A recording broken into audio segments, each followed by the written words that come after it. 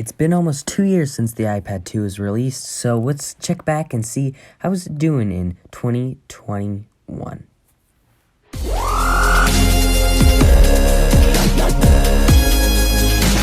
What I hate most? Comment haters.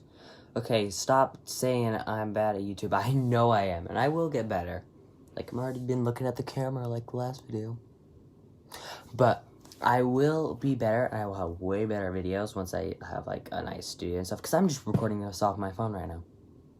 It's kind of sad, and then just putting an iMovie and making some cringy intro. Yeah, basically.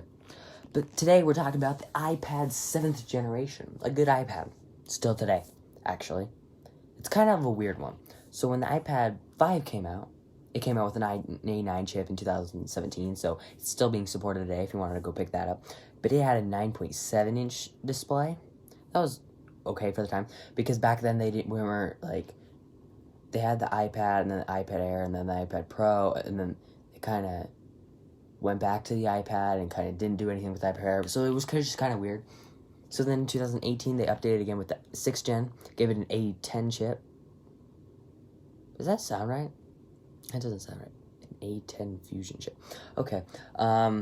Anyway, they gave it an A10 chip. It was still a 9.7-inch display. They had a whole thing where, oh, this is for students. It has Apple Pencil support, and it did, and, like, that was all, like, good stuff. And then the next year, a year and a half, they got the 7th gen, which still had an A10 chip, which should have gotten an A11 chip. But what we did get instead was a bigger 10.5-inch display, which is the same as the 8th gen. So if somebody were to have the chip, besides if you actually, like, tested it and they got them side by side and, like, see how fast they are, you wouldn't notice the difference between the two. Because the only thing different about the 8th gen is that it has an A12 chip instead of an A10 chip, which I still think, yeah, the A12 chip is better than the 10, and I think it should have gotten the A11 chip, but it didn't, and here we are.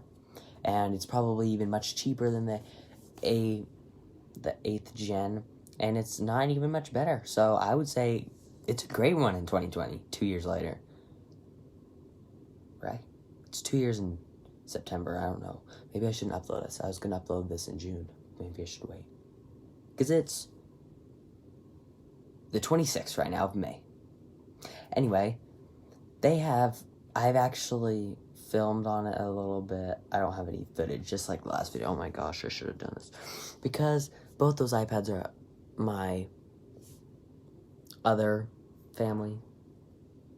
I didn't really want to say this, but so I can't really see them right now. The iPads.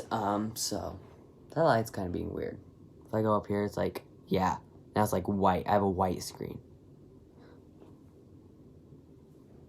Anyway, I should stop messing around. So, get the iPad 7th generation. It's a great deal. Pick it up. It's probably $250, $270 right now. So, it's a great deal. Most people probably won't be selling it, theirs yet, but if they do, they'll sell it for around there, because they can't sell it for the $329. But yeah. That's my 2 cents. See you guys soon. Like, comment, share, and subscribe. Excellent.